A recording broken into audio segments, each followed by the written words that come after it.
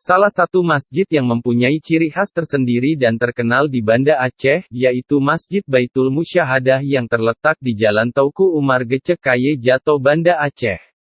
Masjid tersebut berjarak sekitar 3 km dari Masjid Raya Baitur Rahman. Hal yang unik dan menjadi daya tarik dari masjid ini adalah pada bagian kubahnya yang sangat mirip dengan kopiah Meketop atau kopiah tradisional Aceh. Kopiah tersebut sering digunakan oleh pahlawan nasional Tauku Umar pada saat memimpin perjuangan rakyat Aceh ketika melawan penjajah Belanda. Masjid Baitul Musyahadah ini disebut oleh masyarakat sekitar dengan nama Masjid Tauku Umar.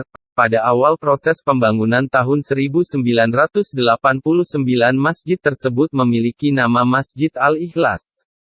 Namun saat proses pembangunan dirubah menjadi Masjid Baitul Musyahadah di tahun 1993 dan perancangan arsitektur masjid dilakukan oleh Ali Hasmi, beliau merupakan seorang cendekiawan yang sangat terkenal di Aceh. Beliau merancang masjid tersebut sangat menarik, di mana terdapat simbol rukun Islam yang berasal dari bentuk denah masjid dengan segi 5. Informasi ini disampaikan oleh Azahra Syuting.